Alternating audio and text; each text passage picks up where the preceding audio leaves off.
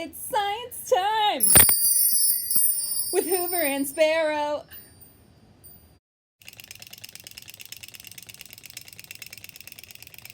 Grandpa's teeth. Help! I've been robbed, we heard Grandpa shouting. It's a disaster! Come quickly! He was still shouting as Mom, Agatha, and I ran up the stairs. Grandpa's room was a mess, but to be honest, it was always a mess. He blamed Grump, his old dog, but Grump looked too old to me to make much of a mess. What was taken? Gasped Mom. Your VCR? Your television? Not your gold-plated golfing trophy. No, said Grandpa. It's my worth. It's my teeth. They've been stolen. Grandpa normally kept his teeth in a glass of water by the bed. The glass was still there, but the teeth were missing. You haven't swallowed them by mistake, have you? Asked Mom. Of course not, replied Grandpa. Those teeth were acceptable, handmade by the finest Swiss craftsmanship. Agatha looked at Mom and whispered, Why is Grandpa talking funny? You see how serious this is? Moaned Grandpa. I may never speak the same again. Are you sure you've looked everywhere? Asked Mom. Under the bed, behind the cabinet, in all the drawers? Yes, replied Grandpa with tears in his eyes. I've looked everywhere. Mom called the police. Officer Rate looked grave. We've done a thorough search of the room and house, but we found nothing at all. No teeth, no clues. Everyone was at home at the time of the theft. So how the thief got in and out without being seen is a mystery. Can you give us a description of the stolen articles, Mr. Pertwhistle? Grandpa frowned, rubbed his chin, then looked closely at the officer.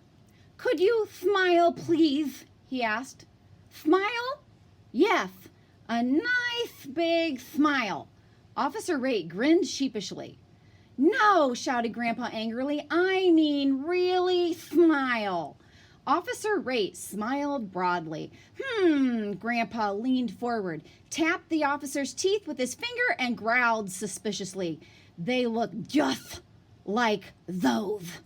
Officer Rate looked shocked. I've had these for years.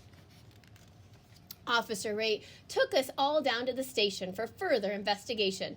Using Grandpa's description, the police artist drew a picture of the missing teeth. They put up our wanted poster with all the others. We made copies and put them all over town. Officer Rate rounded up the usual suspects and took them in for questioning. All of them were asked to smile. Most of them had missing teeth as well, but just one or two, not the whole set. They even brought in our unfriendly neighbor, Mrs. Carbuncle, because her own teeth didn't fit. But Grandpa didn't recognize her or the teeth in the police lineup. I've never seen her smile before, he explained to Officer Rate. After several days, Officer Rate had to admit that no teeth had been found, no thief had been caught, and no new clues had been uncovered. Grandpa suspected everyone, especially anyone who didn't smile. Soon the whole town was smiling at him. Although he never smiled back, he had nothing to smile with.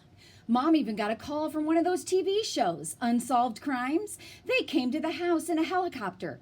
We had to reenact the whole thing.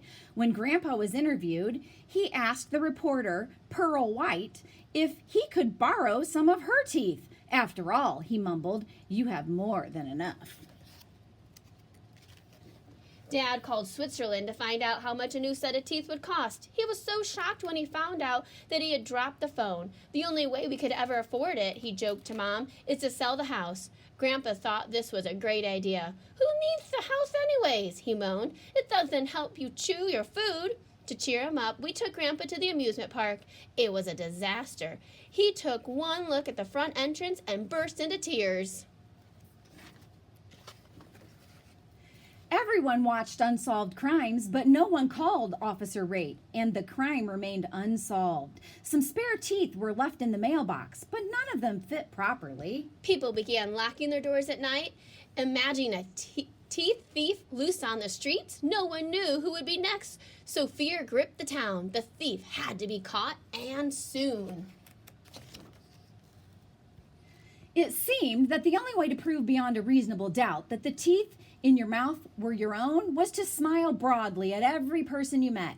Anyone who didn't smile was immediately dragged off to the police station for more questions and a chat with Officer Rate. So everyone began smiling at everyone else all the time, everywhere, even at funerals.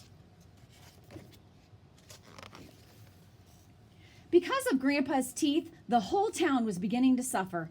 Tourists, seeing the endless sea of smiling faces, were too scared to get out of their cars. After a while, they stopped coming altogether. Dad's cafe, like the rest of the town, was losing business.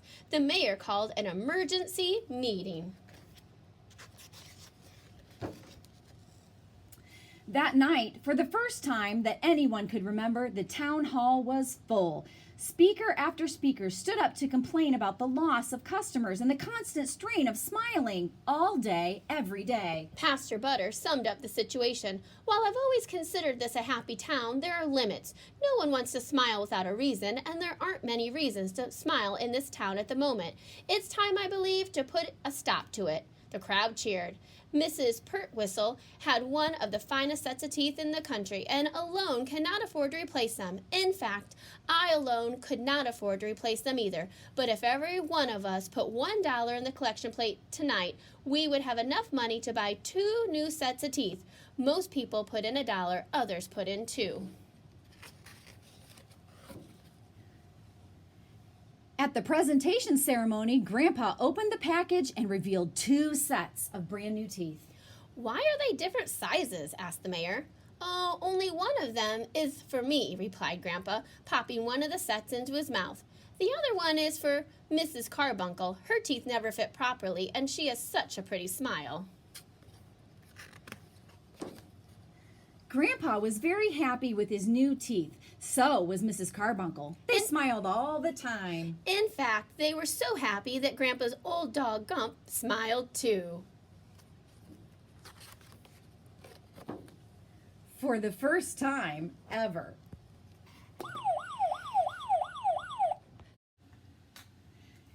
We hope you enjoyed the story, Grandpa's Teeth. You know, in that story, detectives can use clues like fingerprinting to find out who might have stole Grandpa's teeth.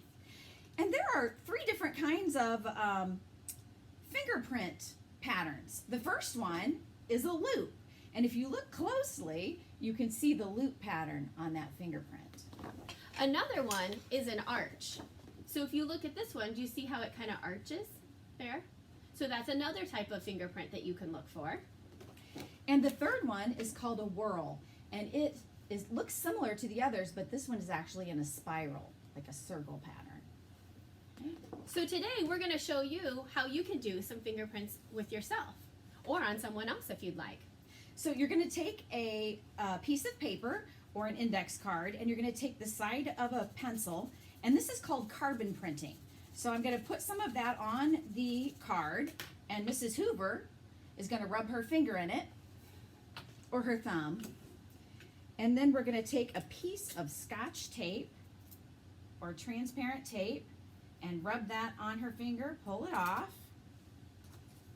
and put it on another card. And there we have Mrs. Hoover's fingerprint. If you have a hand lens or something, you can look at it with that, or you can just look at it with your eyes. Then we can go back and you can think about it. Does it look like the arch? Does it look like the loop? Or does it look like the whorl? And we'd love to see your fingerprints. What you can do is trace your hand on a piece of paper, take a carbon printing of each of your prints, and then label them. It'll be interesting to see if all your fingerprints look the same or do they look different. You can compare them. So label each one, your thumb and all of your fingers, as to which type of fingerprint you have. And we would love to see your pictures. So if you're in my class, you can go to Class Dojo and upload a picture of yours for me. And if you're in my class, you can go to Class Tag and send me a message on that. And if not, you can send a message on this video. We can't wait to see your pictures, and hopefully we'll find out who stole Grandpa's teeth. Bye, junior detectives. Oh my god. It's still going. Oh, gosh.